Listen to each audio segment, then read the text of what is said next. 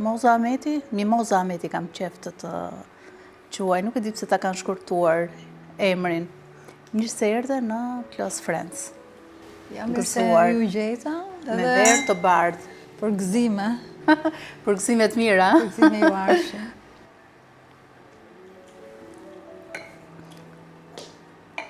Tani më shpjego njerë këtë punën e emrit, se gjithmonë kam dashur të di pse e ke shkurtuar e pasere. Ta ka shkurtuar apo e ke shkurtuar? Unë kam shumë emra.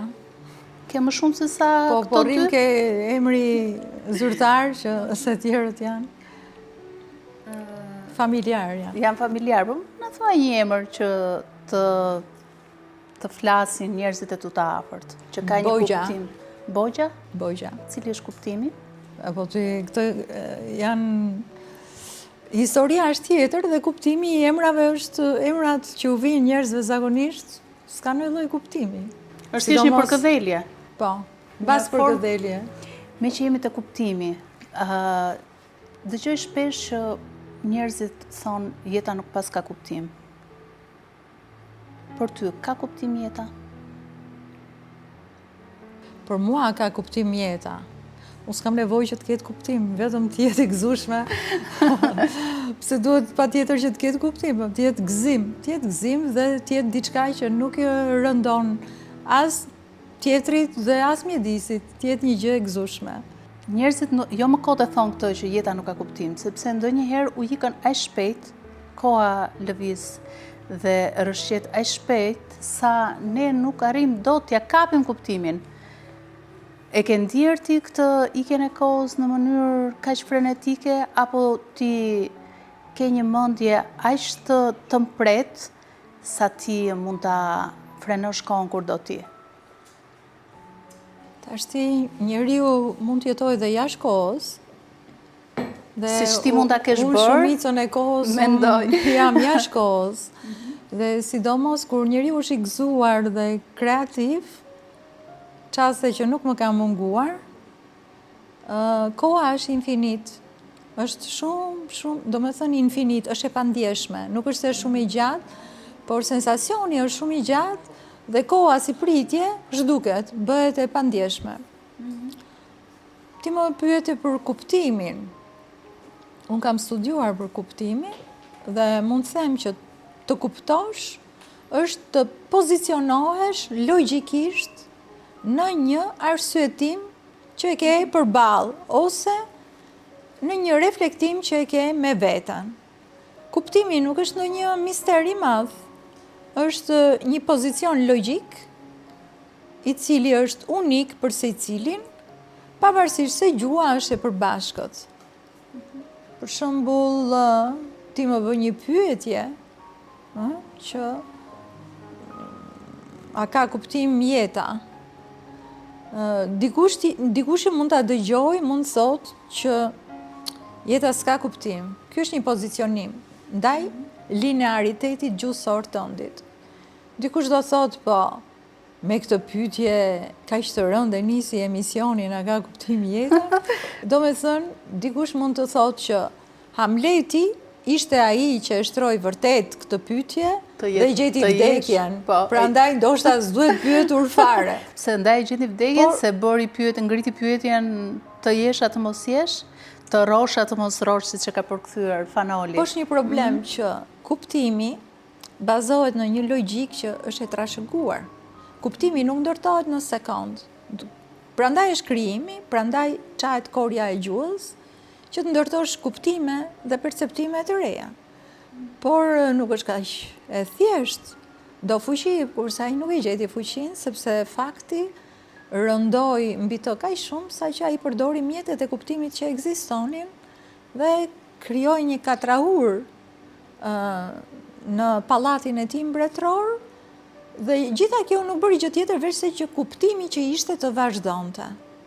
Duket si lojë, si lojë mendimi dhe fjalësh. Por duket si lojë, po zyrtarësia është që kuptimi mos ta ndërpresi aq më tepër në mënyrë radikale jetën. Kuptimi, pra këtë se kam gjetur unë, e ka gjetur Luhmann. Qëllimi i kuptimit duhet jetë vazhdimi. Jo ndërprerja me thik, për arsye të kuptimit, se vetë kuptimi është strukturë. Është një strukturë e ndërtuar historikisht, evoluar bashkë me njeriu, por që kjo strukturë është gjithmonë pak a shumë dje, para një shekulli, para 1000 vjetësh, para 10.000 vjetësh, dhe problemi është që koha që ne jetojmë është gjithmonë tani. Prandaj, mjetet e dallimit, të cilat ndërtojnë kuptimin, sa efikase janë, mund të jenë aq edhe penguese.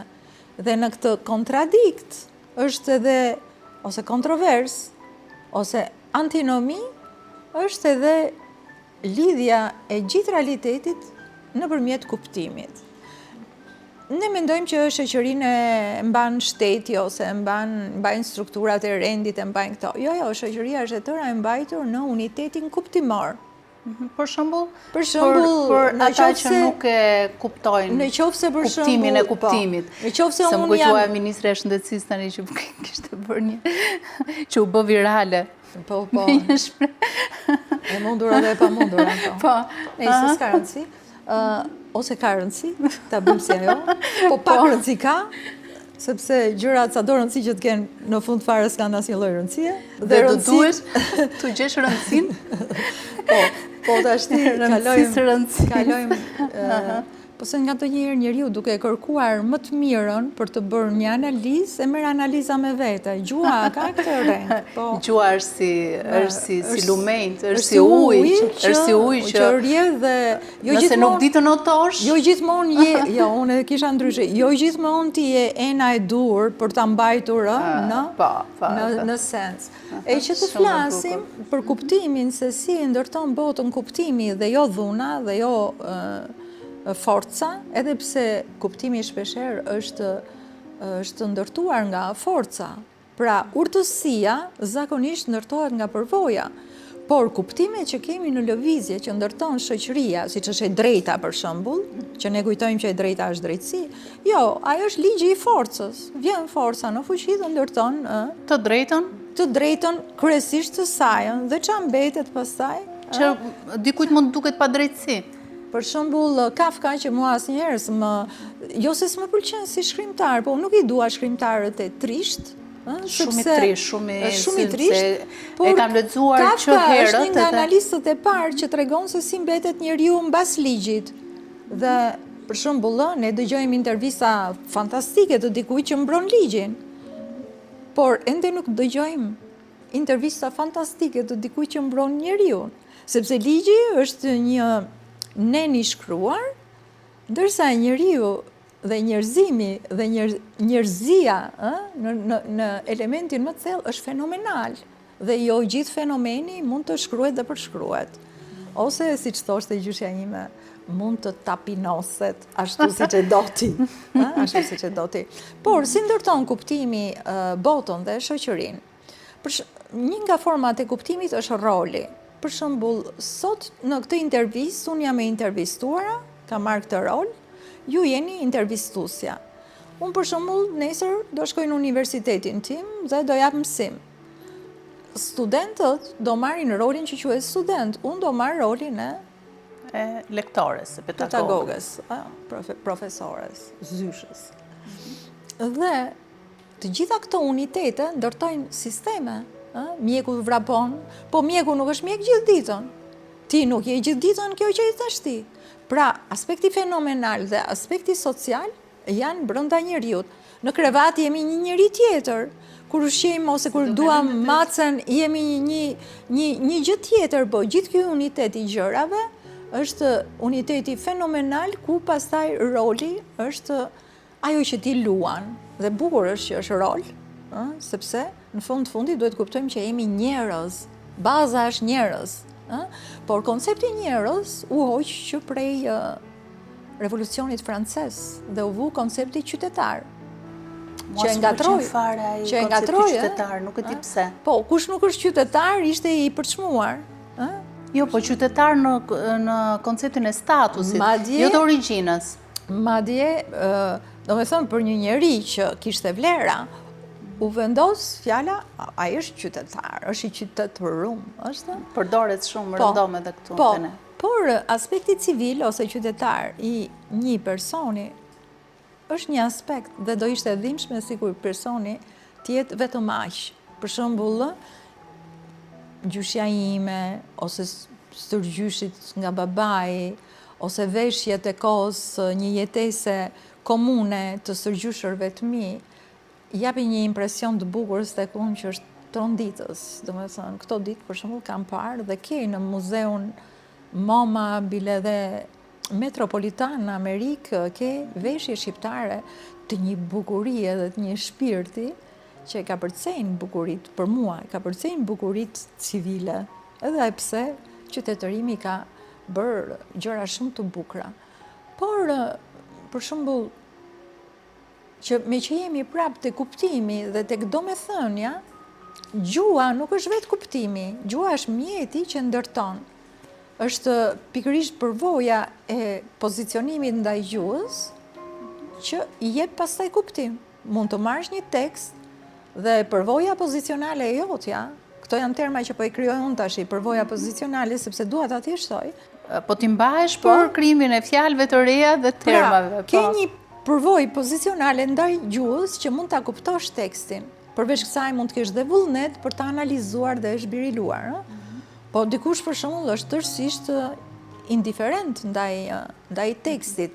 Pra, ose dhe ndaj shprehjes, ti thua diçka dhe tjetri është nul, nuk merr vesh, ose ti vetëm përshpërit se ke thënë akoma dhe tjetri në ajër kap sepse përvoja. E kap në ajër, pra, kur thon. Kuptimi duke u zhvilluar dhe si përvojë, si studim, si trashëgimi kolektive në cilën ti merr jep, kërkon ato që quhen ndryshe reflekse, që ti e kupton dhe pa e thënë dhe pa, domethënë, je përtac sepse i di, je përtac.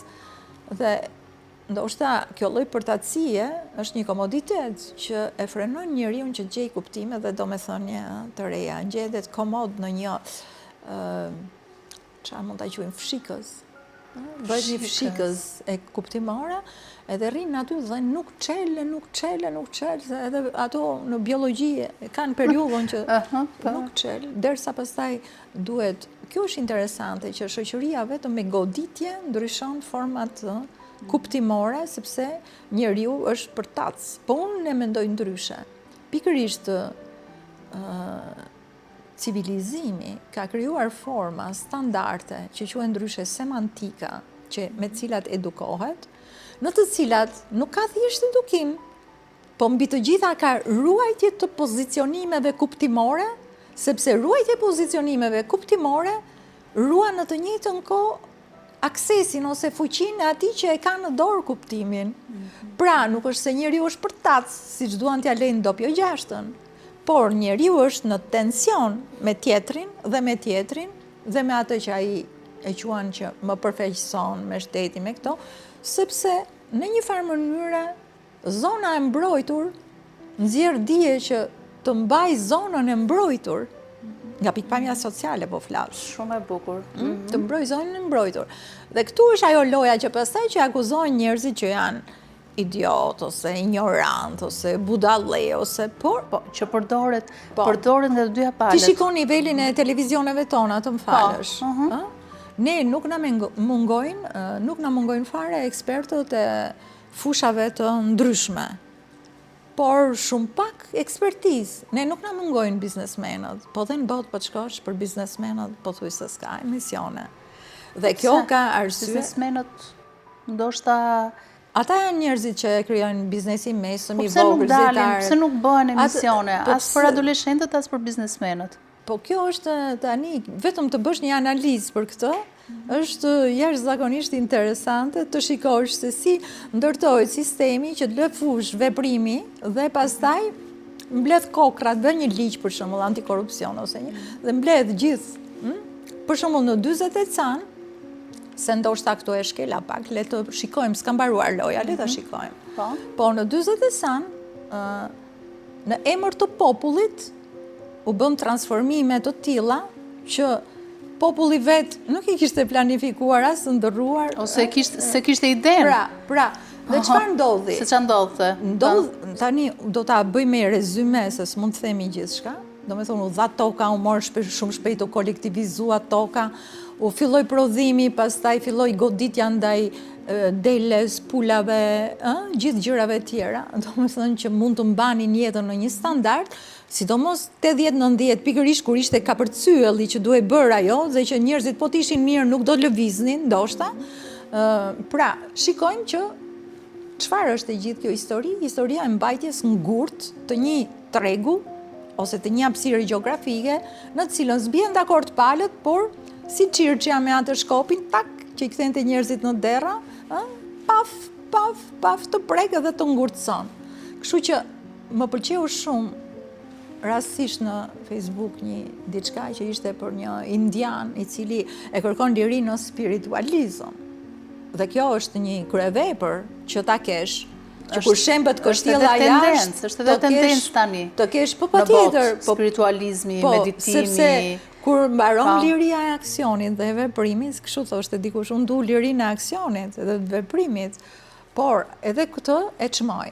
Pra, midis këtyre dy lirive, në thonjza, se asnjëra as tjetra s'është liri, këto janë procese. Midis këtyre dy proceseve, se liria është një koncept abstrakt dhe sa më shumë ngarkohemi me to, aq më kot është e gjitha.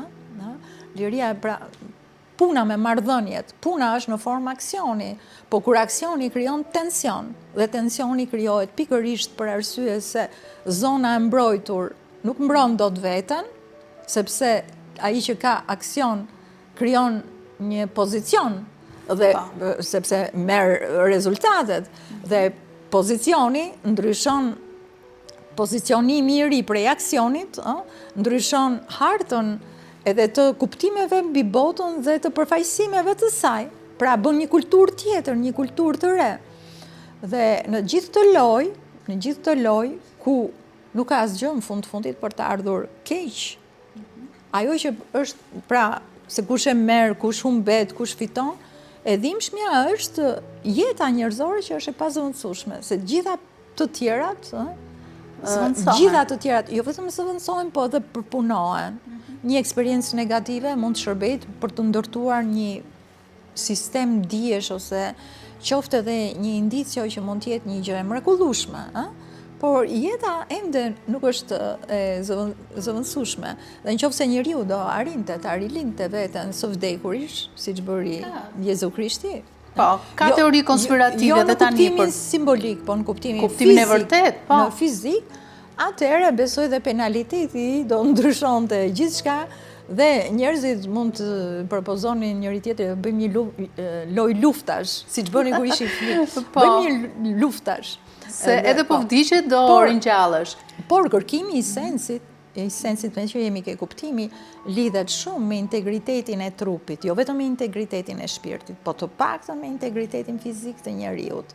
Sepse kjo është pika kritike të cilën njeriu nuk ka arritur ende ta rindërtoj përveç se si dhimbje ose si iluminim për të pasur pastaj mjete vlerësimi mbi historinë e sensit të vetë. Dhe në këtë pikë, për shembull, jemi shumë borxhli ndaj gjithë atyre që në kohën e komunizmit hyrën në përburgje, u shkatërruan, u vran dhe ndoshta janë të pashpërblyer jo vetëm financiarisht, por edhe nga pikpamja kryesorja është shpirti. Shpirti i tyre është ende i pa analizuar përse do me thënë vazhdimi i formës, që është elementi final i kuptimit është forma. Pra bota, nëse do të presupozohet si një formë, se kështu e presupozon Spencer Browni, ai anglezi i mrekullueshëm që s'ka shumë vite që vdiq gati 100 vjeç. Pra forma vazhdon. Puna është çfarë rrjedhë njerëzore humbet në këtë formë pa e realizuar ose qoftë dhe pa realizuar, që është kënaqësi jetosh dhe pa realizuar veten. Sepse ka shumë forma. E shijon më shumë veten, më duket. Nuk është ajo, por njeriu, do të thonë nuk ke shumë stres, më duket. Thelbi i jetës është vazhdimi. Çfarëdo thelbi që ti vesh tjetër është o social, o nuk e di, nuk e di se çfarë mund të vëmë tjetër përveç sociales, mund të jetë edhe kështu edhe erotika sociale është, po edhe çmenduria, mund të jetë edhe i çmendur e gjithë, po secili po ta pyesësh don ta vazhdoj, don të vazhdoj jetën. Dhe ata njerëz që ikin prej luftrave, etj, janë një pikpyetje në thelb, ose që bëjnë vetvrasje, larg qoftë, janë një pikpyetje shumë e madhe mbi sensin, sepse, domethënë, uniteti i gjithë kuptimeve ndërton sensin. E zgjatëm pak të bëm çik teori. Mua më duk tani sikur në një anije kozmike të dyja shkuam në Hënë ose në Mars dhe u rikthyem kësuar. Se di, po unë jam shenje tokës dhe nga mënyra se si biseduam. Unë do doja që po të pëlqen Vera? Mirë, po s'kam ngrënë gjë sot, kështu që do pi pak. Mund ta shoqërosh me ujë. Pi pak ose nuk e di, verën e kuqe nuk do të sugjeroja, sepse pa ngrënë do të binte në kokë. Dhe me që jemi tek rënja në kokë, dashuria duhet konsumuar ose duhet shijuar ngadalë, që të mos na bjerë në kokë, ashtu si alkooli. Se di, kjo pyetje më duket çik kështu si shumë në këtë periudhë që po kalojmë, sepse bota është gjithë tensione dhe njerëzit po përpiqen të stabilizojnë perceptimin. Dashuria është luks, thua? Po jo luks, është shumë e mirë dashuria, po dashuria e do një farë, se dashuria është një departure, një nisje, është një largim, dhe do shumë fuqi në këtë kohë, që ka kaq shumë tërheqje vëmendje nga dhuna, brenda dhe jashtë vendit, që të gjesh atë dashuria shkëputje, të gjesh forcën e shkëputjes. Sepse vëmendja është një nga pasuritë më të mëdha të njeriut, por në të njëjtën kohë edhe skllavëria e tij, sepse vëmendja kapet nga media, kapet nga puna, kapet nga detyrimet tjera, nga taksat, nga hallet. Do fuqi që të shkëputesh, por nga ana tjetër ndodh dhe kundërta e kësaj. Pikërisht e gjithë kjo ngarkesë mund ta çojë dikënd që të marrë arratin dhe të bëj... Të arratiset tek dashuria. Për të harruar të gjitha këto. Unë kështu besoj që dashuria është një formë arratisje dhe izolimi për të ndërtuar diçka jashtë bote, për të bërë botë në botë. Po, ka dhe diçka që kur dashuria është shumë e fortë, të rëmben. Nuk pyet nëse ti ke ato problemet e përditshme. Dhe me sa kam dëgjuar unë, ti vetë ke shprehur këtë, që dashuria është ndonjëherë si një bombë atomike brenda trupit. Ne po flisim apo ka ndryshuar për seksualitetin. Dashuria është një egzaltim, por njeriu mund të ketë egzaltime të llojeve nga më të ndryshme. Ka egzaltime që mund t'ja hedhin dashurisë. Mund të jetë paraja, për shembull, pushteti. Ka dhe më të mira se sa dashuria. Për shembull, hieshia është një lloj dashurie që nuk mund të them që e kemi eksploruar thellësisht, po ka qenë traditën tonë hieshia. Dhe hieshia është një mbrojtje, njëherë është dashuri, po dhe mbrojtje nga dashuria në kuptimin ordinar të fjalës, është dhe mbrojtje. Dhe këtu kujtoj një tregim që kam shkruar për Baudelaire, i cili ran dashuri me një drejtuese, drejtonte sallonin ajo, dhe kjo vajzë e bukur që ka qenë atë epokë, ka bërë dhe modele nudo për një skulptor francez, dhe e kam parë këtë skulptur në Musée d'Orsay në Paris, dhe nuk e dija që ishte e njëjta femër, me një trup të përsosur, si që them aty, si mish fëmije duke, jo si kështu me ato format. Bjonde, brune, apo nuk duke në skulptur? Nuk mund të thuash se mermeri është i bardhë. Por titulli ishte i bukur Pickimi i gjarprit. Kjo, po, Pickimi i gjarprit. Dhe çuditërisht se njeriu nga ndonjëherë duke kërkuar nëpër rrugët simbolike, sikur përcakton dhe fatin e vet. Dhe kjo kishte 5 vjet pra që mblidhte poet dhe ashtu vazhdonte edhe salloni, më vonë ka vajtë Rilke, tjerë nuk e di. Dhe Baudelaire shkruante poema për këtë. Dhe një ditë të bukur, pas 5 vjetësh lodhet, duke pritur edhe i thot, i çon një letër që unë të dashuroj dhe dua të fle me ty. E kam thënë diku këtë. Dhe ajo i përgjigjet që po unë e di që ne duhemi, nëse do trupin, urdhro mere, ja dha kështu trupin, sepse thelbi i saj nuk ishte dashuria ka thelb fallik, që do të thotë që kërkon besnikëri. Edhe këto që i qenë të avancuar LGBT e këto. Duan besnikërinë seksuale. Madje më shumë se sa straight. Do të thonë, unë kam kuptuar që LGBT-t kanë një pasion më të... kanë më egoizëm brenda, me sa kam kuptuar unë, nuk e di pse. Dhe, po nga që promovohen dhe është, si me thënë... Janë xheloz të çmendur, le ta themi, me sa kam kuptuar unë. Si di, se si janë marrë shumë.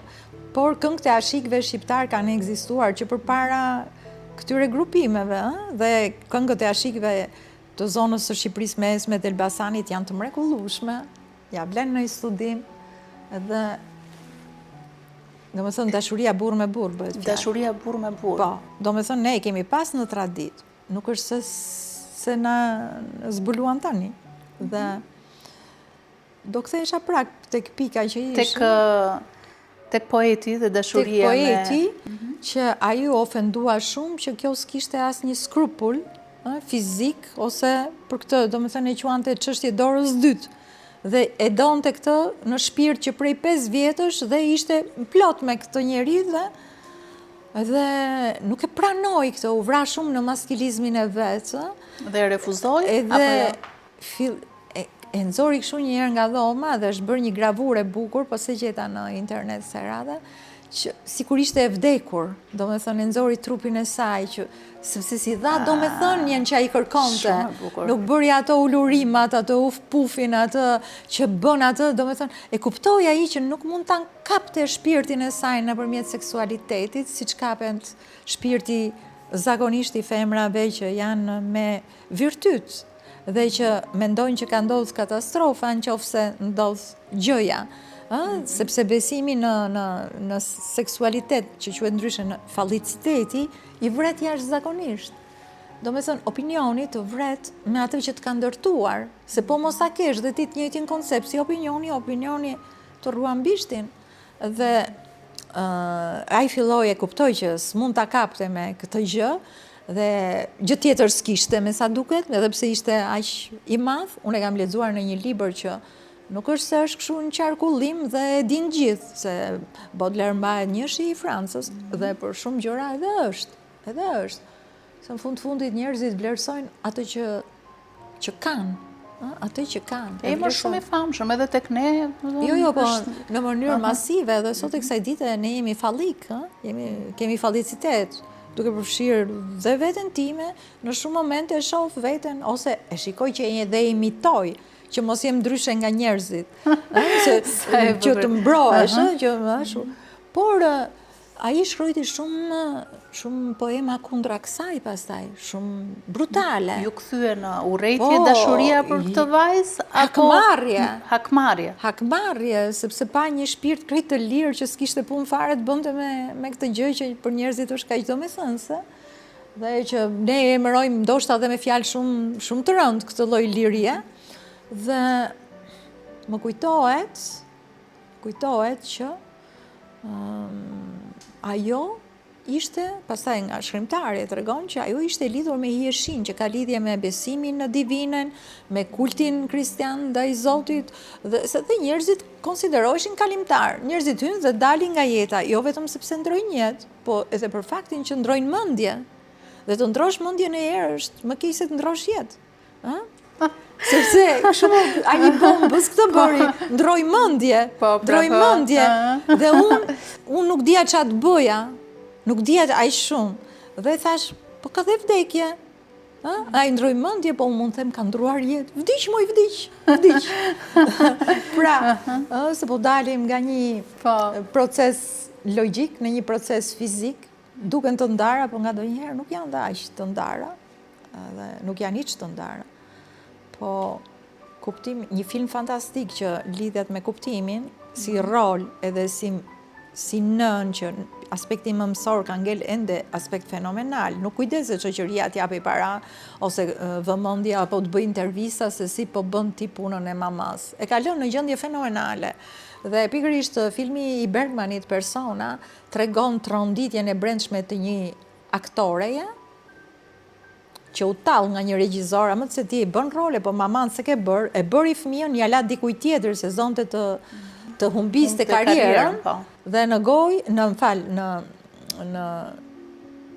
në gojën e saj, mirë kisha, në gojën e saj u pren fjalët, ndërsa ishte duke luajtur rolin në skenë dhe ngriu, sepse në një moment të caktuar, pesha që ajo kishte lënë fëmijën me dikë tjetër, pastaj filmi vazhdon, është një kryevepër, po që po ta marrim në një kuadër të izoluar, çështja e kuptimit është konflikti brendshëm tek ne, midis faktit se sa duam të jemi fenomenal, pra të bëjmë nënën, të bëjmë të dashurin ose të dashurën, të duam një njeri që s'ka, që na do, dhe mos të shikojmë elementet materialiste që i përputhen shumë mirë sistemi dhe karrierës.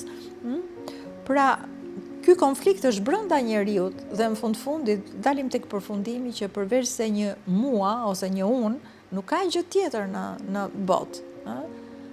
Kjo është më rëndësishme. Po, dhe pastaj në qoftë se ky cënohet, tjetri ka hyrë, do me thënë cënohet me dhunë, gjëra që i shohim për ditë, tjetri ka hyrë në zonën tënde dhe nuk ka turp fare. Se ka mjete, ka horizonte që e mbështesin, se nuk është kaq e thjeshtë. Për shembull, mjetet? Po mjetet janë shtet, politikat e huaja që kanë interesa, mund të jenë. Ose ana tjetër, paraja, se ka këtej, po ka dhe nga krau tjetër, paraja, ligji që ti e ke ndryshe nga ligji, tjetër, kanuni, këto, gjitha, i kemi parë këto se si konfrontohen këto modele. Konfrontohen, përplasen, do njerëz zëvendësojnë njëra tjetrën. Zëvendësojnë njëra tjetrën dhe edukojnë njëra tjetrën, por gjithmonë forca duket se është më e fuqishme dhe se forca ka punuar për veten, u bën shekuj që po punon moderniteti për veten, por jo më larg se sot bëj një diskutim tjetër online rreth elementit demografik.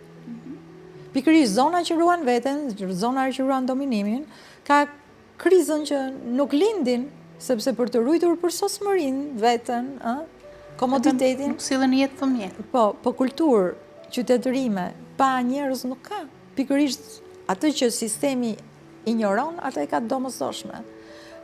Kjo e çfarë quhen këto? Jo kompjuter apo robotika, inteligjenca artificiale. Robotika, çdo gjë mund të bëj, po nuk e dia e bën dot klientin, domethënë që të shkoj të blej, të konsumoj, t'ja ketë interesin, nuk e di. Njeriu guxon dhe tenton sepse ka mundësinë, sepse ajo që quhet being ose qenia ose mua nuk zhvillohet në mënyrë simetrike. Disa kanë favore dhe pozicionime të jashtëzakonshme, qoftë logjike, qoftë materiale. Dhe sepse kështu shkon, diferenca e ka këtë veçori. Dhe pa diferencë, bota do ishte një moçal, duhet ta pranojmë. Por nga ana tjetër, të prishësh lojën e së drejtës që të gjithë duan të konkurrojnë për të ruajtur të drejtën tënde që ti ta kesh ekskluzive. Edhe kjo nuk është e drejtë, se dhe kjo e moçalizon botën dhe ty. Pra, duhet arritur në atë pikë që të kemi besim të jemi në duart e tjetrit. Jo vetëm në dashuri që po, kjo ka ndodhur. Shumica e grave historikisht kanë qenë në besim të burrave dhe e kanë gëzuar dhe pësuar të njëjtën gratë dhe fëmijët. Fëmijët njëherë janë historikisht në duart e tjerëve se janë të vegjël. Pra, në qoftë se njerëzimi nuk ka më frikë për të qenë në dorën e tjetrit, pse mund tjetë? Se ai mund tjeti me i pasur, se ai mund di më shumë, se shansi ati i ka dhënë prioritet e tjerë. Pra, në qoftë se nuk e ka këtë, njerëzimi vështirë do ta ketë gjithmonë, por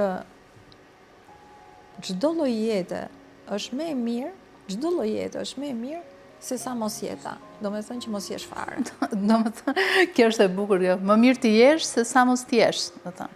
Do me thënë, sepse Do me thuhet thënë, dilema e Hamletit. duhet luftuar për principe, për ideale, për që jo. Të vazhdosh të jesh është një mundësi shumë, shumë e madhe për vete dhe për tjetrin. Qoftë edhe në skamje, qoftë edhe në burg. Negacioni në modernitet gjithmonë është bërë brumi i informacionit dhe i pozitivitetit. Por, në qoftë se ti je pesimist, a i të merr me vete. Qoftë se ti je i fuqishëm, ti e përpunon dhe krijon me të një lëndë e cila është e vetmja që është informacion për shoqërinë. Pra, ne marrim informacione në shkolla, në familje gjitha, po për shoqërinë në total, këto janë gjëra të njohura. Shoqëria vetë merr informacion vetëm nëpërmjet negacionit. Dhe është e frikshme pse është kështu, se duhet ishte ndryshe, po tani për tani është kështu dhe nuk ka qenë gjithmonë kështu. Pse? Njeriu merrte informacion nëpërmjet nevojave të veta, si do ta gatuante bukën, çfarë do bënte me grurin për vitin tjetër, pra, të gjitha këto organizime, por tani ajo është e ngopur në mundësira. Dhe duke qenë e ngopur në mundësira, ajo luan me negacionin, deri në nivel për shembull që kam dëgjuar, ndoshta është edhe për rrallë, po 70% e ushqimit hidhet vetëm që mos shitet poshtë çmime në botë, kupton? Pra, ngopja është në të njëjtën kohë dhe një lloj marrëzie, ngopja, por nga ana tjetër them që edhe me marrëzi njeriu do ngopet. Do ngopet. Po ne na rastisi jeta ose cikli i globit që të jetojmë në këtë fazën e ngopjes dhe mbingopjes, po thua. Ne jemi në fazën e marrëzisë, sepse këtë rastisht është përmenda sot, po i pari e ka thënë Michel Foucault, çmenduria në moshën e arsyes. Këtu e përkthyen ndryshem, duket marrëzia, po jo, kjo është çmenduri, është çmenduri. Do me thënë, të ngasësh luftra, të pretendosh, do me thënë, haptas tjetrin, jo vetëm si tëndin, po edhe si ta ekskludosh, duke vënë në risk mbi të gjitha veten, sepse lufta ka dy palë gjithmonë, ndoshta ka më shumë, po aty në terren janë dy palë. Dhe të dyja palët janë në vështirësi. Dhe fakti është që kur të dyja palët janë në konflikt, nuk duhet gjykuar asnjëra, po duhet marrë informacion se si mund të hidhet ura mes palëve, që mund të jetë një negociat, që mund të jetë një koncept i ri, organizimi ose përpunimi, që mund të jetë për shembull tek po e mbaroj si tragjedia e atë për shembull, ke ato dy fiset angleze, Romeo dhe Julieta, ato ishin një urë që u hodh, vdekja e tyre hodhi urë, dhe është e dhimbshme që njeriu ose shoqëria duhet mësojë nëpërmjet këtyre humbjeve që janë të pazëvendësueshme dhe që lejnë gjurma shumë të dhimbshme. Deri në atë shkallë, për shembull, që moderniteti, që i ka rënë tek Greqia e vjetër, nuk heq dorë nga librat që janë pesimist në ekstrem, pesimist, por unë them që njeriu po të ketë fuqi e gjen të bukurën dhe dashurinë dhe jetën edhe në një errësirë. Unë them që e gjen.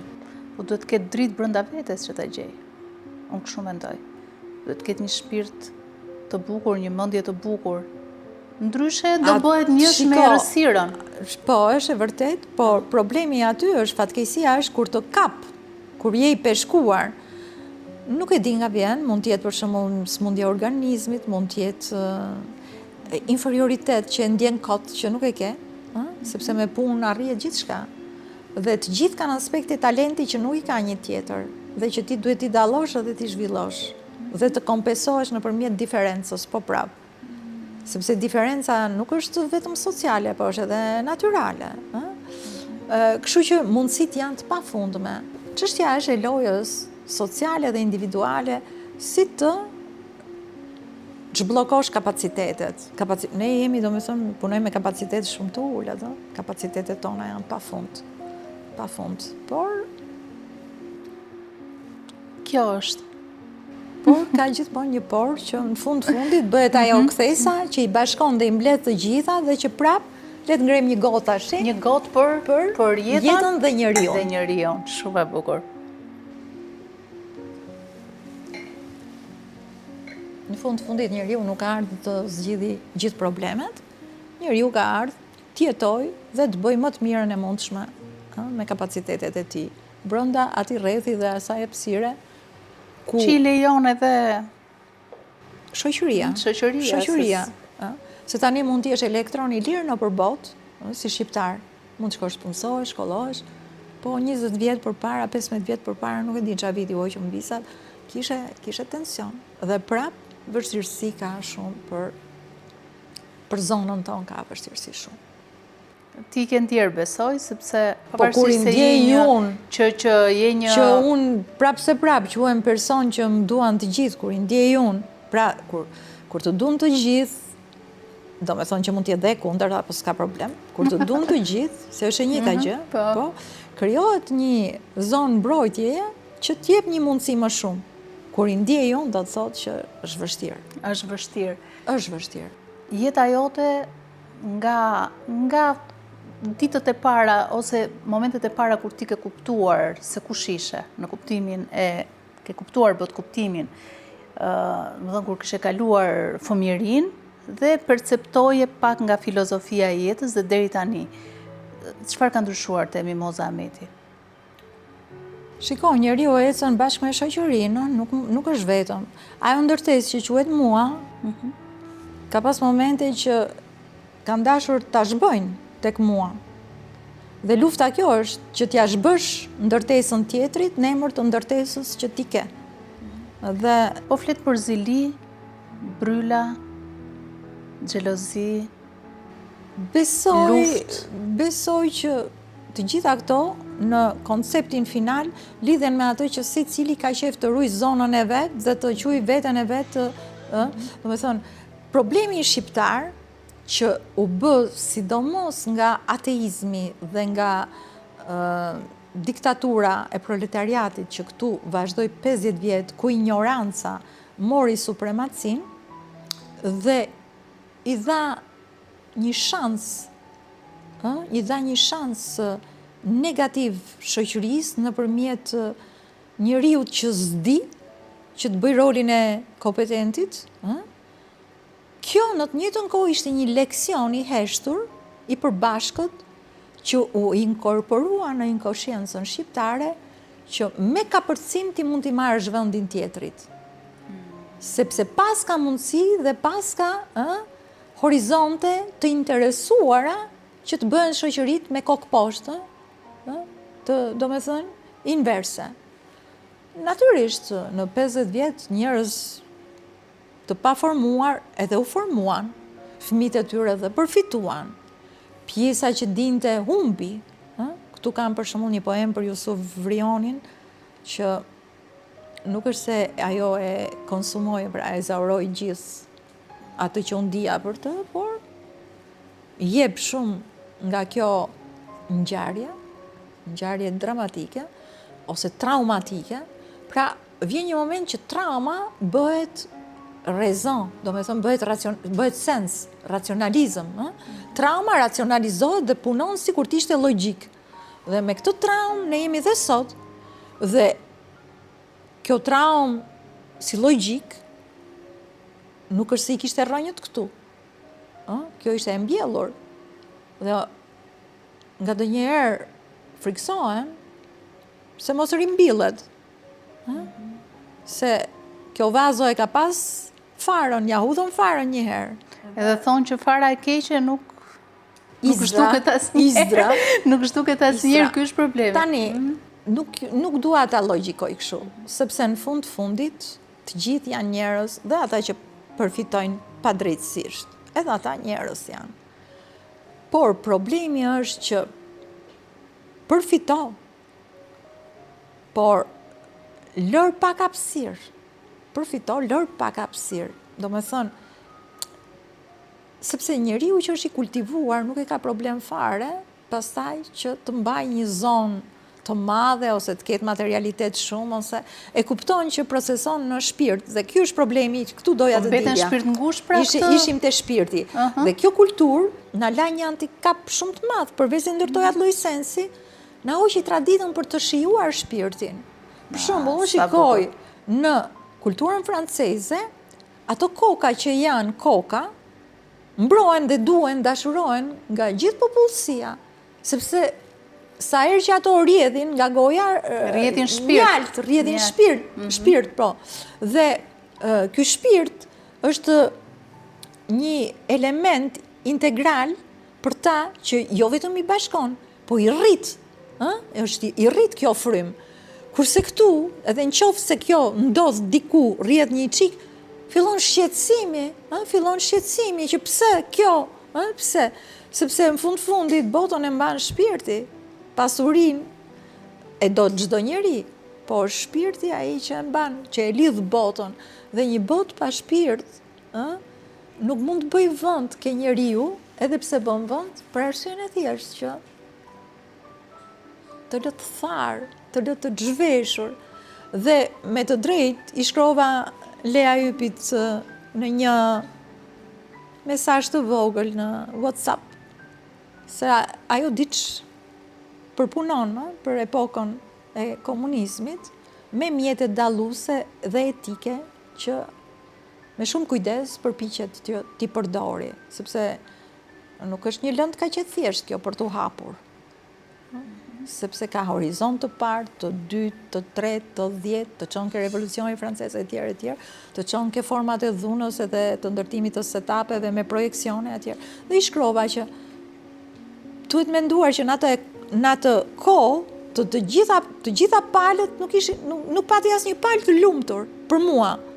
Unë nuk e besoj që ajo palë që e kishte pushtetin ishte e lumtur, absolutisht, nuk më rezulton fare. Çfarë mendon se ndodhte në atë territorin e ish-bllokut? Të gjithë flinin me frikën për nesër, Po nga kush kishin frikë? Nga përmbysja e sistemit? Apo nga armiqtë e padukshëm? Tani, unë nuk mund të bëj historianin. Jo, po, sepse shkur do të si mund të them që për mua, ato ishin... Apo nga vetja e tyre, nga hijet? Ato nuk erdhën në traditën e pushtetit në mënyrë graduale, të natyrshme, pa. Ato u mbollën, dhe dora që i mbolli nuk e dim. Ata vetë janë sistemi, çdo njeri, thot Luhmann, është një sistem vetë referencial, do me thënë ka referencën e vetë, rjeton brenda lëkurës së vetë, pavarësisht se unë votoj dhe më prezanton mua ai ose ajo. Unë jam unë, çdo që të prezantoj ai ose ajo, unë jam unë. Prezantim unë i them kur bëhet një votim kolektiv për një çështje dhe debatojmë hapur për të gjithë dhe themi, kjo do bërë kështu, për shembull, lufta në Ukrainë nuk ka pas ndonjëherë një referendum se çfarë bëhet, por vazhdon me prezantim, riprezentim, prezantim, dhe këtu në një riprezentim kur bëhet fjala për intersistem, se nuk jetojmë në sistem që prej ndoshta dhe përpara revolucionit francez, nuk jeton në intersistem, bota gjithmonë ka qenë në ndërvarësi. Por tani kjo është krejtësisht e dukshme dhe efikase, që je në ndërvarësi. Atëre referenca që prezanton, çfarë prezanton? Prezanton lokalen apo intersistemin ndërnacional? Sigurisht të prezantoj intersistemin, sepse ai është parsori. Aty ndërtojnë brigjet e raporteve makro. Dhe gjithmonë kjo po bëhet më evidente. Sa më shumë që shtohet tendenca për të ruajtur hapësirën. Çka bëhet për hapësirë? Për hapësirën e aksesit dhe dominimit. Po, dominimit, po gjithçka duhet filluar nga individi tek shtetet. Këtë po them. Por, shpeshherë, për shembull, individi mund të luftojë dhe kundër vetes duke luftuar kundër shtetit, sepse nuk e di. Ai lufton me parametrat e individit, kurse shteti dhe ai riprezentuesi, si më thonë, se shteti është i tillë, politika kryesisht, jo shteti, administrata është gjithmonë, po politika. Pa hyrë në, pastaj kur hyrë në administrat politika e tjerë, do të thotë tensioni është maksimal, po politika është në intersistem dhe kontradikta interesante që unë kam zbuluar kohët e fundit, unë e kam ndjerë, gjithë e ndjejmë, është midis civilizimit, ka një kontradikt midis civilizimit dhe njerëzimit, sepse njerëzimi ecën me një vonesë ose me një latenci, quhet ndryshe kjo vonesë, e cila nuk e kap dot shpejtësinë e procesit që quhet ndryshe civilizim, nuk e kap dot. Dhe ka një lojë shumë interesante. Ne akuzojmë për shembull njerëzit që oligark ose këto ose politikanët e tjerë. Fjala më e përdorur në Shqipëri. Po, ne akuzojmë. Tani Duçja nuk ishte oligark, po ishte një pushtues. Se në fundit një oligark që është një pushtues që merr drejtat e tjerëve. E ndërtoi gjithë rrugën kryesore të Tiranës, po se mori dot me vete.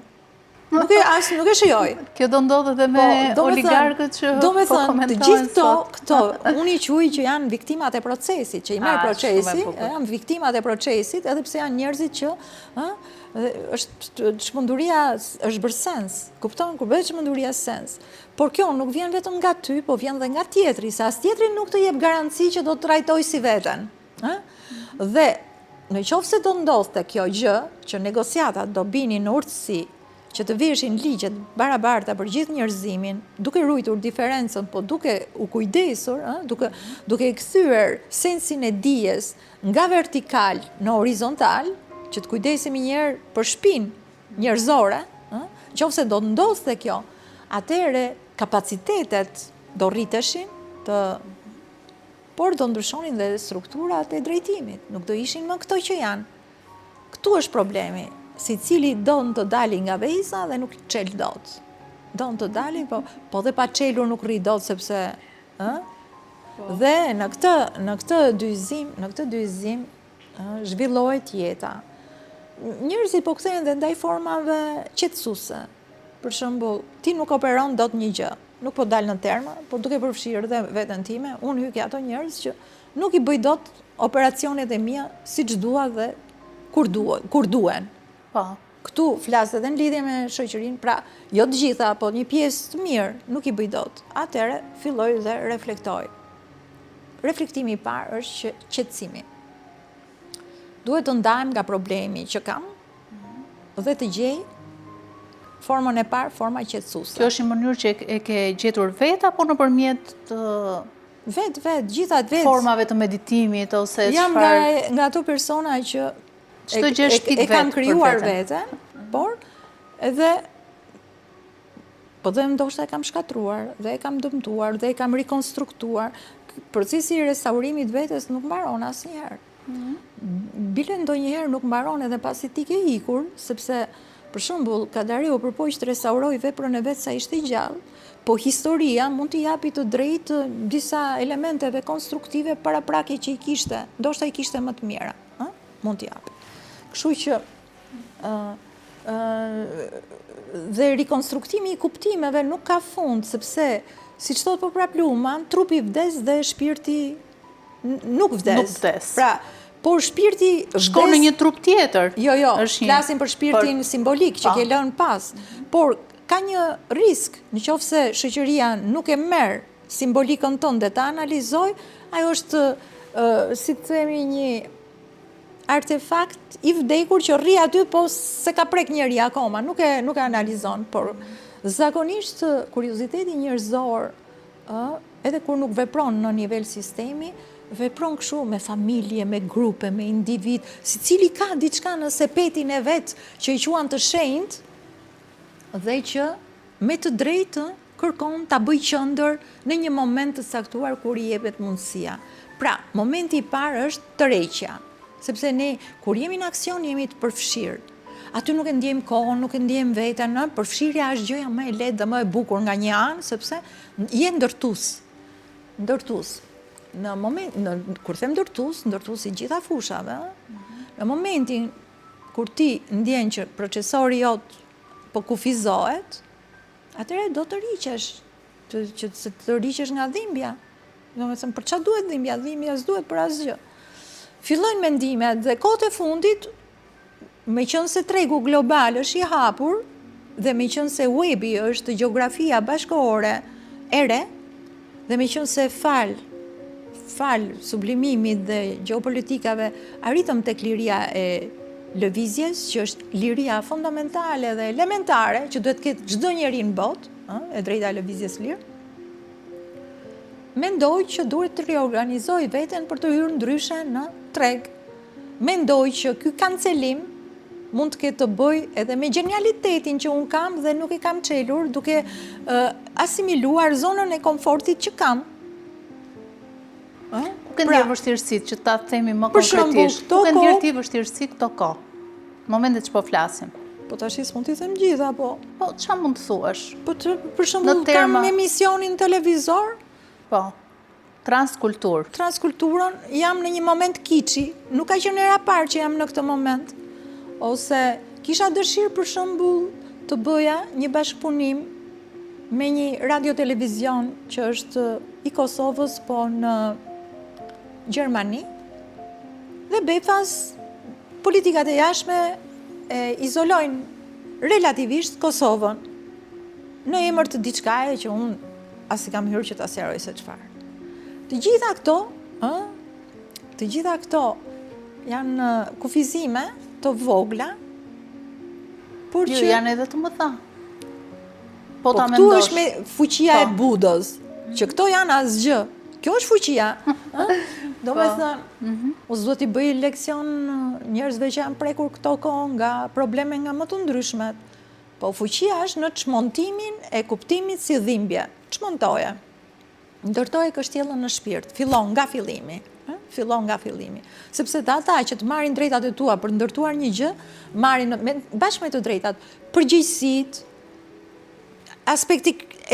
aspekte ndoshta fjalë e madhe, po kriminale, që do të përgjigjen një ditë, siç i morën komunistat këtu, që megjithëse po përpiqen t'i rehabilitojnë, shikoj që ka reagim shumë të fortë, me të drejtë. Pra, jo se ishin ata vetëm, po duhet hequr dorë nga ndërtimi me dhunë i shoqërisë. Duhet filloj të pyetet njerëzia, për gjërat e veta duhet pyetur. Dhe duhet filloj që të bëhet qendër njeriu, sepse civilizimi ka shkuar në një pikë ngopjeje. Dhe nuk mund të bëj larg pa njeriu. Kam pasur që në 96 një tregim vrapi në rreth, ku thoja sado larg të vraposh, nuk mund të vraposh më larg se sa vrapojnë të gjithë bashkë. Kështu që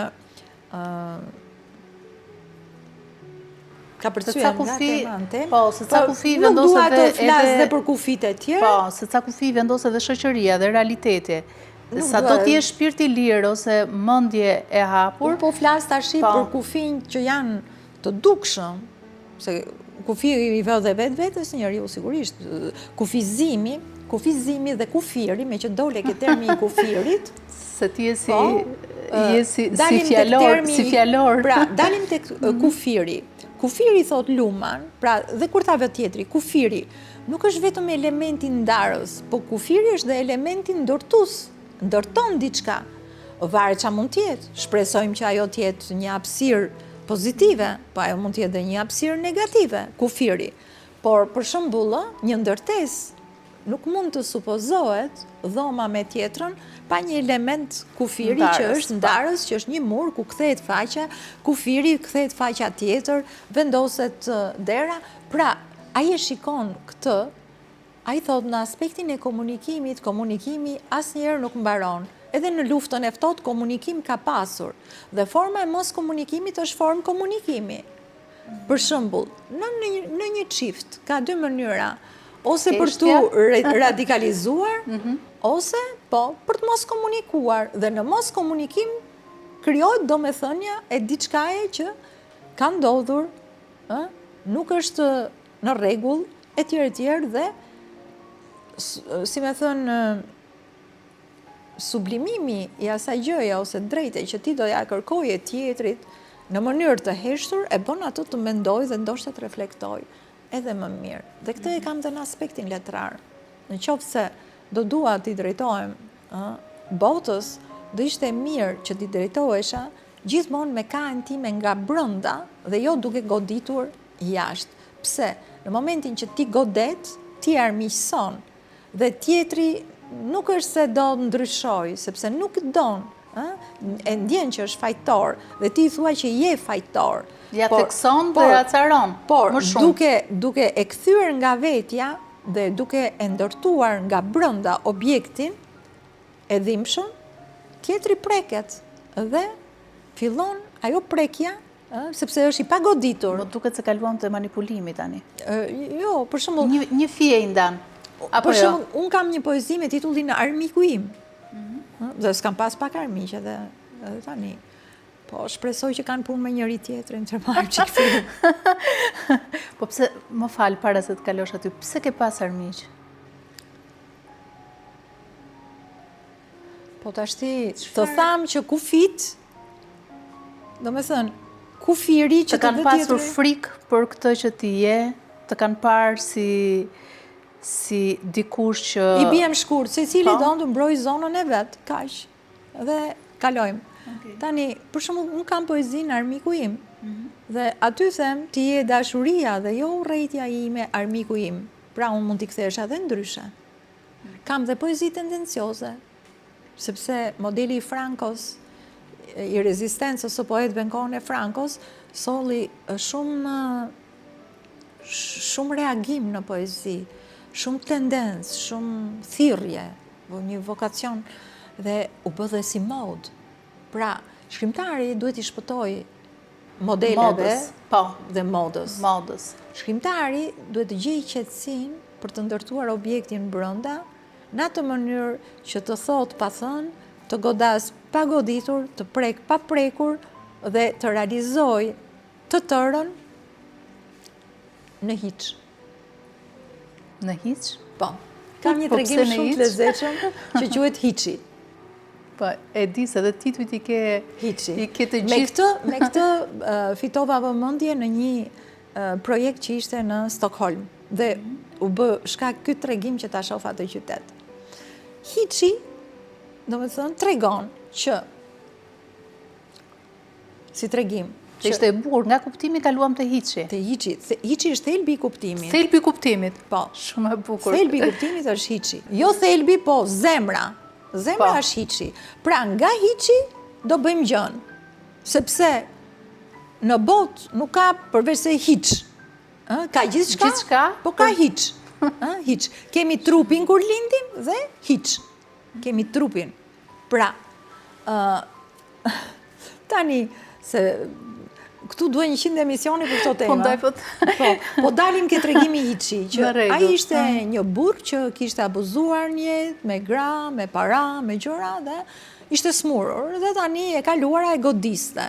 Kurse kjo ishte një pagane e thjesht që e pësonte vazhdimisht dhe që bënte gjëra margaritare me pësimet dhe nuk pendoi. Një ditë ky i tregon ai disa i tmerrshëm që është hiçi, thot, hiçëzimi i vetes nëpërmjet të tjerëve, po që e realizon vetë. Jo, thot, jo, nuk e kisha menduar ndonjëherë kështu konceptin e hiçit. Pse thot ky si është hiçi jot? Edhe do me thonë, ai shpjegon një hiç shumë të tmerrshëm, hiç ta bësh njeriu në hiç, Edhe historia jonë është me këtë, është historia e kthimit të muas në hiç, në hiç.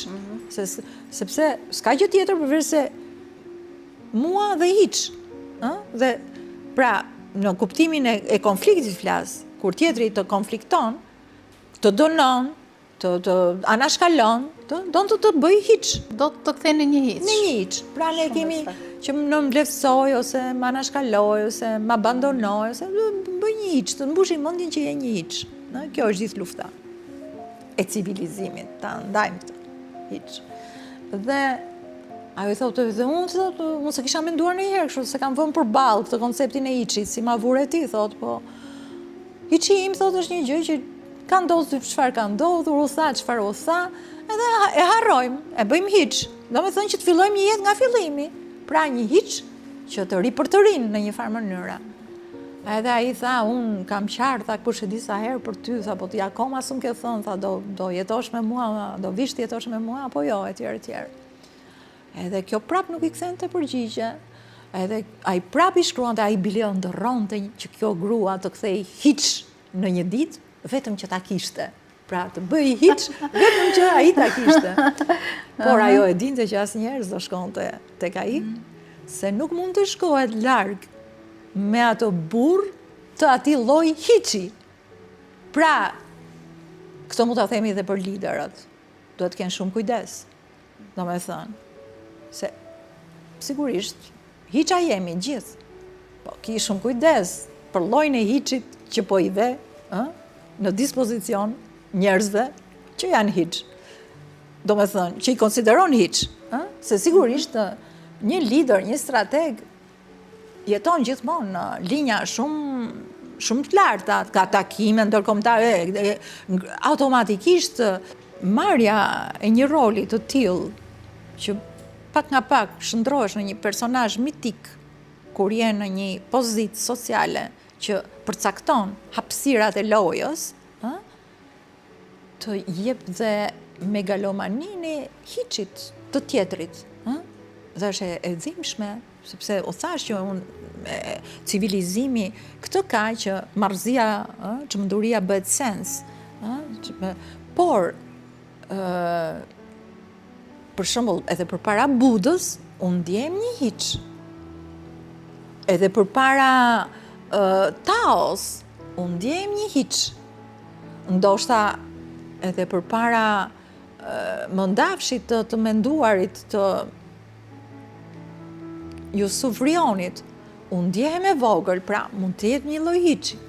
Po përpara një lideri? Më fal, por natyra e hiçit të këtyre personave që janë si burime, është shumë e dashur. Kurse natyra e hiçit që vjen nga diktatura është shumë e tmerrshme.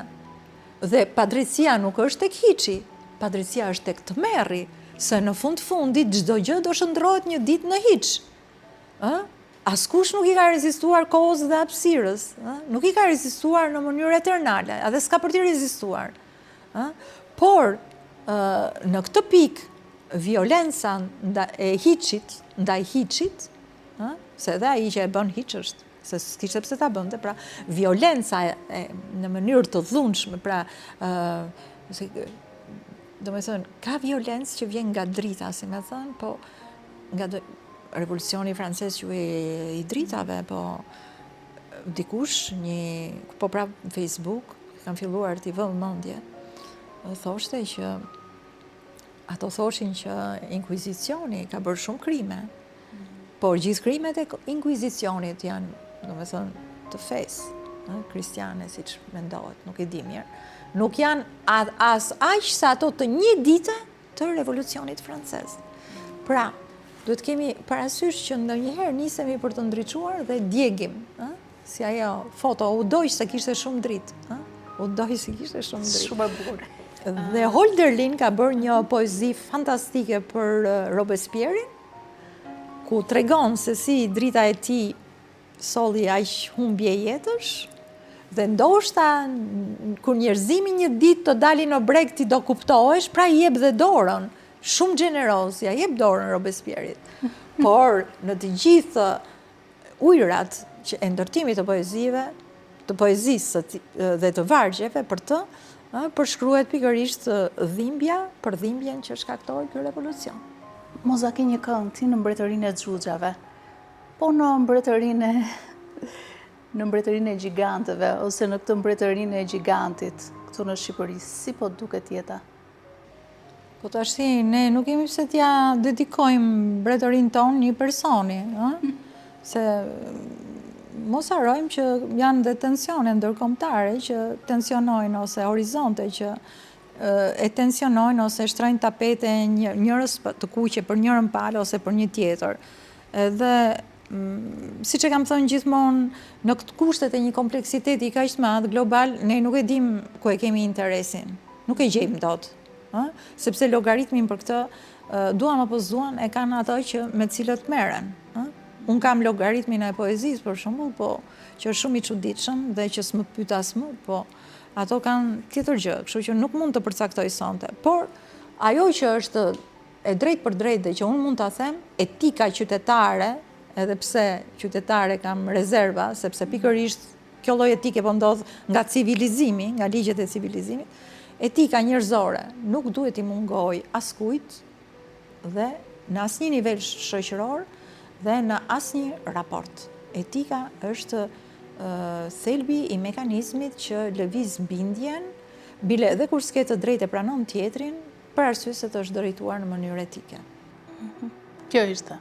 Po çfarë do të themi tash? Nga delirium tek libri yt i fundit, që lidhet pikërisht me civilizimin. Tregimet e civilizimit është një aventurë shumë e bukur. Unë e shkruajta atë në ngacmime me hakerat. Jam shumë e hakeruar, besoj se vazhdoj.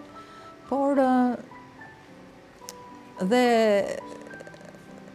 është një libër i një stili shumë interesant. Jo se kam shkruar unë, po është tjetër nga letërsia, sepse ka edhe një pjekuri gjuhe, e cila jep koncepte, data, situata, diskurse të të gjitha fushave në një mënyrë shumë koncize. Siç ka thënë një gjerman, është një prozë e shkruar, shkurt, me koncizitetin maksimal, më të lartë dhe e një niveli të një letërsie first class, për tregimet. Por kam pasur dhe një roman shumë interesant viteve të fundit që bëri 17 vjet për të shkruar ai pak nga pak, Tutori, që është romani i Powerit, subjekti njerëzor në kohën e fuqisë të Powerit, një rreth aty digresionesh ku koha dhe hapësira marrin zhvillime kaq të çuditshme, se si fenomenalja dhe socialja, se si puisanca, se nuk i kemi fjalët, fuqia e njeriut subjektive dhe power i ndërlidhen në atë mënyrë të tillë, sa që i vjedhin energji njëri tjetrit dhe mund të i grabisin dhe dashurit. Është një histori e një vajze që dashuron realisht dhe dashuronte me fantazi. Dashuronte të gjigantët që kanë vdekur, dhe i shoqi ishte shumë xheloz se me të vdekur i s'bënte dot konkurrencë, po në të njëjtën kohë të gjallët, ata që ishin domethënë më të spikaturit për shihen dhe asaj, përziheshin me këta të vdekur se ishin të ndërtuar prej të vdekurve dhe është një humbje e ndarjes së botëve, të botëve, dhe kjo tregon që shpirti është i përjetshëm dhe është po ndërtuash i gjithmonshëm, varet vetëm a e merr apo se merr ti në përdorim, madje nga ndonjëherë edhe për një konstruksion tregimi që është shpirt, që e kam haruar ta shkruaj, krijon gjithë rrethanat që konstruksioni të dali dhe të më thotë, "Ej, ke harruar të më shkruash, më kujtohet." Prap, është shumë e çuditshme, pra shpirti është një mister që unë nuk e kam eksploruar në ato thellësi që të flas me bindje të qarta për të. Për shpirtin. Patjetër, dhe kam një tregim për këtë, që takova një grua në Francë me një libër të madh të kuq, edhe që e ndoqa. Edhe më tha, "Ky është libri i shpirtit." Po unë për shpirtin shkruajnë gjithë, i thash. "Jo, zoj," tha, "libri i shpirtit," tha, "dhe shpirti është një gjë tjetër," tha. "Unë kam vendosur jetën që ka ngelur t'ja dedikoj," tha, "vetëm njohjes së shpirtit." Dhe në këtë pikë, prandaj them që do bërë shumë që të kesh integritet, që t'jesh një ndërtesë që nuk bie dhe po ta shemë ndërtesën, se kjo po ndodh kudo në përbot, jo vetëm këtu, do shumë integritet. Dhe integriteti arrihet nëpërmjet shpirtit. Dhe prandaj besimi dhe divinja ishte e rëndësishme, jo sepse ishte mit. Sepse natyrisht dhe aty kishte mit, po kishte realitetin absolut në këtë mit, që jetën, ushqimin hapsinor që lidh trupin, që të man të lidhur, që quhet bindazh, ajo lidhje, ta jep hapësira. S'ta jep dot njeriu s'ka arrit të krijojë një njeri. Nuk e bën dot, nuk e bën dot. Kështu që ne po konsumojmë tema që nuk janë në mirëfilli art, po që kanë shumë të bëjnë me horizontet e artit, po. Doja, meqense i ke shkruar dashurisë, që herët, që tek delirium, edhe në vazhdim poezitë tua janë filozofike, kanë shumë shpirt, me që po flisim për shpirtin, kanë shumë fjalë të reja, si duket sikur kanë lindur nga shpirti yt, nga mendja jote. Dashuria të ka vrarë ndonjëherë, Moza? Apo të ka shëruar?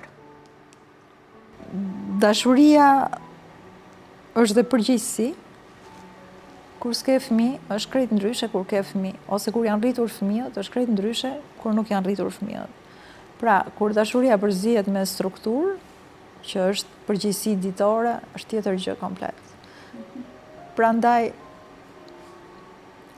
po të flisja tani, do flas krejt ndryshe nga çdo flisja atëherë. Dhe natyrisht, lëndimet janë më të mëdha kur ke përgjegjësi për të ndarë me tjetrin dhe që je edhe ndorë tjetrit. Ndërsa kur je vetëm, vujtjet janë, po mund t'jenë shumë thella, po është dhe kënaqësi që të vuash. Sepse vuajtja është kënaqësi. Po të vuash për dashurinë është një luks shumë i madh që ti ja lejon vetes, sepse po mos ja lejoje s'vuan. Po dashuria është rudimenti i fundit që i ka ngelur njeriut modern, pra të dush një person dhe të doj ty. Sepse njeriu modern po shkon drejt një vetmie dhe drejt një dashurie që është shumë e madhe ndaj vetes. Dhe nuk don që të konsumohet ose që të vuaj për tjetrin. Është e mira, po e keqe kjo, nuk mund të them, janë të dyja. Për shembull, unë në këtë moshë, që është një moshë pa moshë, sepse ndjem gjithmonë e freskët, kur më lejojnë përgjegjësi që të kem zonë për vetes, edhe unë kam shumë ngarkesa. Dhe s'është e drejtë që të kem kaq. Po në këtë pjekuri, le të thoja, unë kam një dashuri ose një eros me hapësirën që është i jashtëzakonshme. Gjithmonë e kam pas të cilësinë e erosit që përkthehet me besim është për atin, për gjithçka që të krijon, ose perenia, se kjo është femërore, nona. Perenia. E përjetshmja. Do me thonë, e kam shijimin e një agimi, një dielli, një dite, por gjithsesi vetja ka peshë. Dhe ndarja e kësaj peshe me një njeri, qoftë edhe kështu sa për të varur atë çengelin, për tu kap anija, se dhe anija që është anija do një spirancë, do një bord, një liman ku të pushoj, qoftë edhe se njeriu është krijesë virtuale, mentale, qoftë edhe këtu në tru, është e mrekullueshme. Është e mrekullueshme. Dhe do ja uroja çdo njeriu që të ketë një liman ku ta prej pak shpirtin e qetë, qoftë edhe kur s'ka mundësi fizikisht, po të paktën mendërisht. Në këto momente kam dëgjuar disa intervista që ke folur për një sakrificë dashurie. Dhe më ka bërë shumë përshtypje realisht mua personalisht. Unë nuk e di nëse do e bëja një gjë të tillë. Dhe nuk e di me sa duket këtu krahasohen shpirtrat për masat e shpirtrave, se kush e ka shpirtin ekstremisht të madh. Ndoshta është merit, po ndoshta s'kisha opsion ose mundësi tjetër. Ndoshta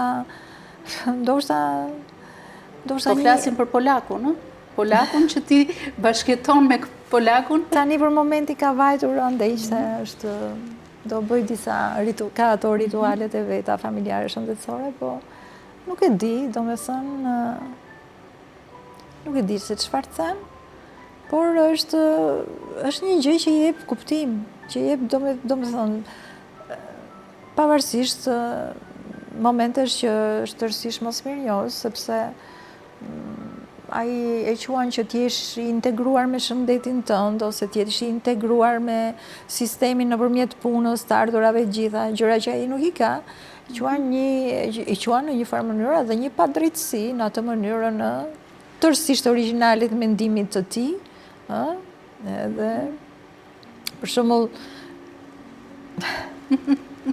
ka momente shumë interesante, është një film që s'maron asnjëherë, po, dhe që është dhe i lodhshëm shpesh, por dhe sfidues, për shembull, ti mund t'i çosh një dhuratë ose kështu, edhe ai të bëj një ofezë kështu të lehtë me lezet që ku e gjete me i fjalë, qa ke boj që e gjete. Sepse hynke ato skeptika, se mos më ta the me fjalët e tia. Do me thonë, si është puna e kësaj, ku flet zogu. Do të bëhet xheloz me pak fjalë. Po s'është punë xhelozie, se nuk ta thot për xhelozi, po dhe është dhe një lloj ironie për faktin që vlerat që janë krijuar dhe vlerat që përfitojmë nga vlerat që kemi, sipas ti, nuk janë vlera reale. Dhe ku lujte, do me thonë, ku lujte që për shembull, të bëj një shaka tash, për shembull, ca kohë se merr dot emisionin, krejt pa pritur krijohet një hapësirë që e merr dhe tash për shembull presim nga janari që mund të fillojmë. Dhe ai se ka për gjë të tallet që ke flet me drejtorin, që unë ndryshu si të gjëra që unë si konceptoj fare. Po si ka mundësi një polak me gjithse, një polak pas ka të njëjtën mënyrë të artikuluar si një shqiptar. Po proceset apo tona, është vjetub që është mund të gjanë të ngjashme. banalitetit, do doja që mos ishin, po. Është e ngjashme nga diktatura që ne si popull kemi kaluar, apo... Jo, unë mendoj kësoj që njerëzit që nuk e kanë të lejtë të integrohen në vlerë, për arsye nga më të ndryshmet, kanë të drejtë dhe të injorojnë dhe të dyshojnë, se si integrohen edhe ashtu të tjerët. Po pra po, krijohet një lloj stereotipi, që me të na përfshin edhe ne pak a shumë. Unë di për shembull një shokun tim që po çonte këtu e 20 vjet përpara, një makinë me zhavor se po ndërtonte një gjë, kupton? Dhe shoferi që po arrinte në destinacion, nuk e dinte që aty ku ndërtohej ishte kjo e kësia. Më tha se di unë, tha se si bëjnë këto gjonat, tha e di unë. Do me thonë ajo, para gjykimi. Para gjykimi, po. Futja gjithve si deri në thes. Po, e të mërshë është. E i tha, ja tha e ke këtu për ballat e tha që i bën, i ka, po. Do me thonë këshu është. Në Shqipëri njerëzit kanë punuar shumë, kanë të drejtë që të kenë, kanë të drejtë që t'jenë, kanë të drejtë që t'jenë të pasur dhe të bëjnë një jetë mirë. Është e drejtë njerëzore që t'jetosh mirë. Dhe s'ka pse fare të hy kjo teoria, ky krimbi i vjetër që pse jetojnë mirë, pse kështu, pse ashtu. Puna është që t'jetojnë gjithë mirë, jo pse t'jetojnë mirë, të jetojmë gjithë mirë dhe të ndihmojmë njëri tjetrin që t'jetojmë gjithë. Nuk e dia arrijet kjo, por nuk e s'ka dia rrugë, do arrihet mundet se s'bën. që të arrijet kjo gjë. Të gjithë po jetojnë mirë, sepse ata që s'jetojnë mirë dhe ikin, dhe jetojnë më mirë, dhe marrin një kulturë që është ndoshta edhe më e mirë, kulturë sistemi, po kulturë sistemike, e rregullit. Kështu që unë jam optimiste. Shumë optimiste. Dhe vërtet e pa mosh. Nuk e di cili është. Do t'ju them shqiptarëve që ne do t'jetojmë shumë mirë. Do t'jetojmë shumë mirë në shpirt, do t'jetojmë shumë mirë në shtëpiat tona, po edhe në emigrim po u dha rasti, sepse do t'jetojmë shumë mirë. Dhe falë Zotit emigrimet tona janë evropiane. Ose atlantikase janë shumë të mira. Muzika, ke thënë ti, është sublime. Është më e bukur nga të gjitha llojet e arteve. Ti çfarë muzike dëgjon kur je vetëm? Unë s'kam një preferencë, sepse truri është një vampir që integron diçka dhe pastaj do një gjë tjetër. Kështu që nuk mund të rri në një lokalizim, po gjithë llojet. Ndonjëherë du dhe tallava. Do dhe tallava? Po. Kur gjërat shkojnë shumë kështu komplikohen tepër, atëherë du tallava. Po piktura, me që se është një art tjetër që ti e... Për momentin ke piktura jam, dua të rikthehem. Do të rikthesh te piktura? Po. Dhe tallava, jo tallava, por për shembull kënga do marr çiften do dal për gjah me atë Irini Qiriakon? Apo jo, me atë versionin me... Versionin e atij nga Përmetja. Nga Përmetja. Për shembull është një këngë magjike. Shpert. Ose kënga e Çelo Mezanit, ose kënga Mora një shport me ftonje, ku diun si është ajo, që i dëgjoj me shumë kënaqësi, po dëgjoj edhe këto vajzat shqiptare që kanë miliona klikime, si Aj për shembull, bile dhe këndoj këngën si Aj. E Tajnës. Po. Ke thënë ti që tekstet e këtyre këngëve të Kosovës ty të pëlqejnë? Jo, më pëlqejnë, unë i gjurmoj, sepse ato burojnë nga një kulturë verbale, fjale. Kultura e fjalës ka tjetër impakt nga kultura e librave. Dhe ka një fuqi goditëse, pra duken që nuk janë njerëz me shumë kulturë, po janë me një intuit dhe me një kolor gjuhësor lokal, që po sepse gjuha jonë u përsos, po dhe u vra me 50 vjetët e socializmit, nejse, s'ka rëndësi, dhe bile me ritën, po këmdonim një ditë, po ja këndoja unë, nuk jam si ai, jo, më thej që nuk jam si ai, më dole më keq se ai, për mua nuk ka paragjykime. Gjitha nivelet e kulturave, format e kulturave mua më interesojnë. Kultura e rrugës, kultura e veshjeve të llojeve të ndryshme, të shtresave, gjitha më interesojnë. Ajo që asnjëherë nuk më interesoi tamam, për shembull, është kjo imitimi i feminitetit me këto gjinte mëdhenj, me këto mollzat, me këto butokset, me këto. Kjo s'më tërhoj që asnjëherë vëmendje dhe s'mu pëlqyen ndonjëherë.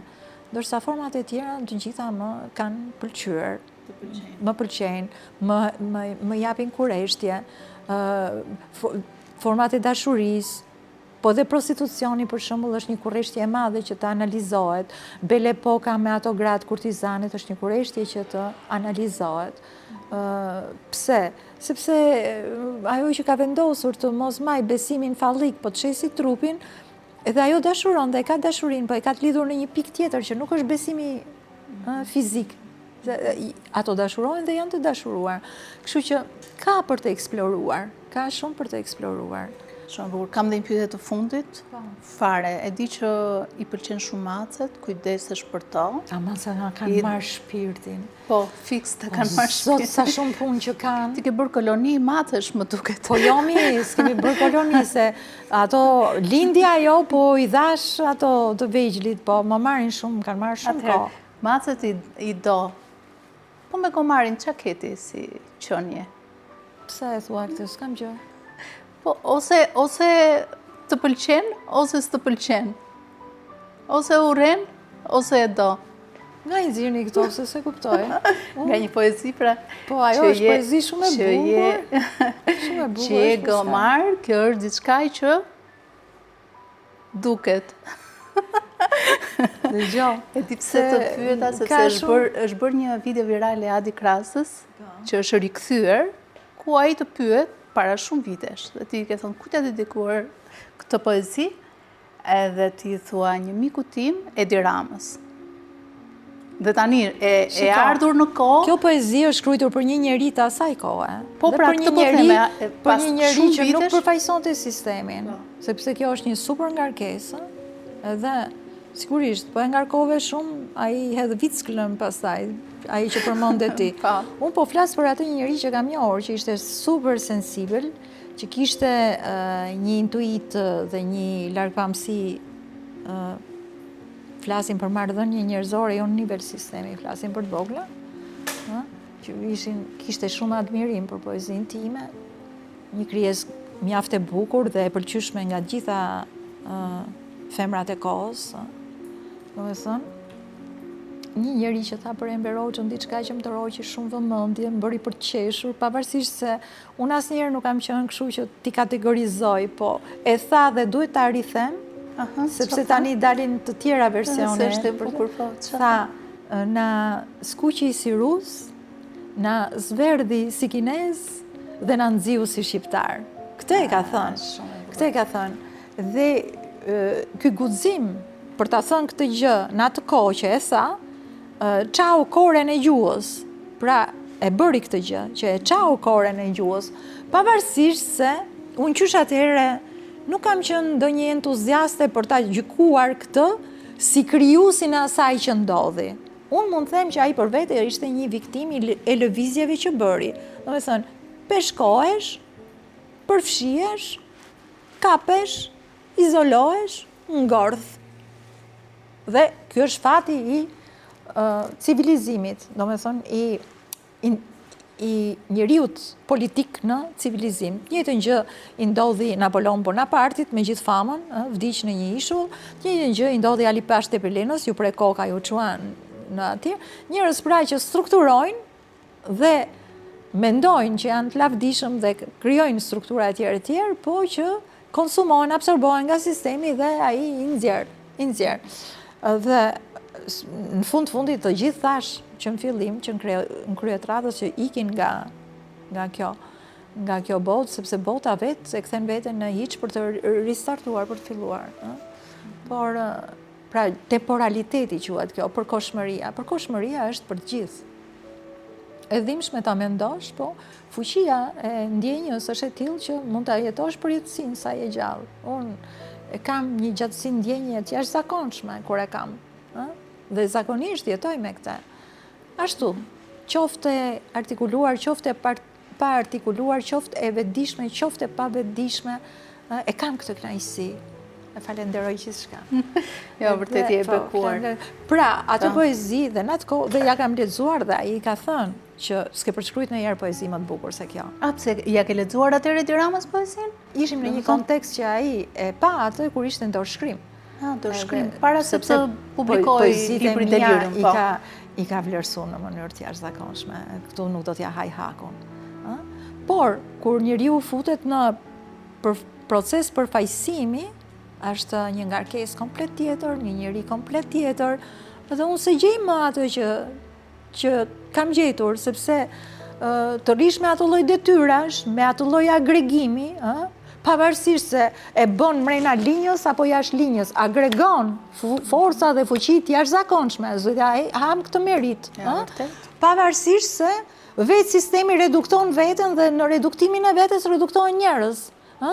Këtu është gjenia, këtu do të dali gjenia e tij, nëse vërtet ka ngelur. Sa do rezistoj midis intersistemit, që ja bëm presionin me rrugët, i gjen ai rrugët, ambalazhon intersistemi di gjithmonë, dhe gjenis këtij për të rezistuar intersistemit, për t'i dhënë hapësirë atyre që e votojnë dhe që besojnë. Pra, është çështje e evolucioni jo vetëm personal, po edhe sistemik. Po duket sikur sistemin e ka ai në dorë. Unë nuk jam për politikë sonte këtu, unë jam për tjera gjëra. Askush nuk ka në dorë gjë në procesor. Procesori është më i fortë se gjitha palët. Dhe këtë, jo për këtë personazh që e analizoni, po ktheu i çik se çfarë ndodh me personazhet e tjera politike kudo në botë, po tregon që procesori është në të njëjtën kohë edhe një digestus, si fjala shqipe, të shtrëngon, të ha, dhe s'është e drejtë. Unë do ndryshoja disa gjëra nëse do kisha në dorë. Për shembull, çfarë do ndryshoja? Të gjithë njerëzve që i ke dhënë për një farë kohë, kudo në botë, në një botë që ka kombet bashkuara, që ka ligje që janë internacionale, atyre që ju ke dhënë përgjegjësinë e leadershipit, duhet i rush një lloj imuniteti, sepse nëse ti prek referencën e tij, atëherë ti mund të godash. Çfarë ndodhi me Miloševićin atje në Serbi? Po u dëmtu një popull i tërë nga një referencë, dhe këto dy gjëra nuk janë njësoj. Për shembull, tani diskutoi që Rusia, po Izraeli s'duhet marrë pjesë në festival. Po kultura nuk ka të bëjë fare me politikën, geopolitikën. Nuk ke të drejtë ti përziesh këto gjëra që në referencën e diçkaje të fusësh referencën e një gjëje tjetër. Këto nuk përzihen. Prandaj them që nuk është për të gjykuar, por është për të bërë dhe për të kërkuar më të mirën. Dhe natyrisht, ai që kërkon të drejtën e vet, do të thotë që s'ka portë tjetër përveç se ke porta e të drejtës vet. Ai që se kërkon, thotë, s'po e kërkoj. Do gjej një portë tjetër. Për shembull, Jusuf Rioni më tha, unë nuk kam ndërmend të rri tha mas dyrve që të marr pronat e mia. Dhe gjeti trokiti një portë tjetër, shkoi në Paris, bëri përfaqësi në UNESCO, takoi gjithë miqtë e vet, etj. Pra, nuk duhet gjykojmë. Ata që gjykojnë, me sa duket janë të shtrënguar që të gjykojnë. Unë sonte këtu jam për dhënë dashuri dhe nuk dua të gjykoj asnjëri. Jo, patjetër. Tani, me që ti ishe poetesh dhe ishte piktor, ti bëri një poezi, edhe një, Edi Rama të bëri ndonjë piktur, edhe këtë, dhe e mbyllim, dhe bëjmë gëzuar. Ai më dha mua gjën më të mirë që mund t'i jepet që mund t'i jepet një gruaj dhe një pikture, më dha besimin. Më dha besimin për atë që unë po ndërtoja. Dhe në një mënyrë ose një tjetër, nuk më kërkoja asgjë për shpërblim. Moza më bëri përshtypje kjo xhaketa jote, shumë e bukur, po më duket si xhaketë meshkësh. Ky është një kostum i gjatë që ma pati dhuruar një stilist në Francë, që e kisha mik, që më tha, nuk më bën mua, tha, është shumë i gjatë, po ke në njëri, tha, në i shok, jepja. Edhe unë desha t'ja dhuroj polakut, dhe i thash, këshu, ma ka dhuru, qa thutimi, tha, dhe vesh unë dha gjaketat e dashnorëve tu, po së shë vërtejti, tha shumë se më shumë dhe, po jo, më tha, që... Polaku që nga 100% shqiptar, më shumë shqiptar se sa polak. Jo, me sa po kuptoju. I bën edhe për humor, dhe ngeli gjaketa aty, pantallonat si vesh, atë ishin shumë gjata, po tha shumë, kjo që ka gjaket shik, do t'a vesh sonte. Jo, vërtet shumë e bukur dhe të shkon shumë. Faleminderit. Po, edhe polaku duhet t'a vesh ndonjëherë. Letrina ato, tutat. Je shumë e mirë, Moza. Mirë ishte të kisha marrë një autograf sot, por s'kemi librin, duhet ta kisha bler librin para. Tashi gëzuar edhe lumturi për gjithë shqiptarët, dashuri, ata që s'kan port tjetër të kërkojnë, të vazhdojnë kërkojnë drejtën, kush ka port tjetër, kush hap dritare në treja, kush hap porta të reja, le të vazhdojnë me të rejat. Edhe je shumë e mirë. Unë shpresoj shumë ke te bota që është dhe që po vjen, sepse është inteligjenca artificiale, webi, njerëzit komunikojnë, po mësojnë gjuhë huaja, po emigrojnë, po shikojnë, janë çdo ditë në informacion. Dhe vetë unë gjatë gjithë ditës jam në informacion duke lexuar, duke parë tjetrin, fati tjetrit është jeta ime. Shumë e bukur. Unë të falenderoj shumë që ishe këtu në Close Friends dhe të uroj të jetosh e lumtur në këtë parajsën e mendimeve dhe botës tënde shpirtërore, që e ke unike dhe e ke kështu si universi, pa kufi, për ato kufi që folëm. Çdo njeri e ka. Ndoshta ke ndonjë kufi sekret? Çdo njeri e ka. Ndoshta, gëzuar. Faleminderit.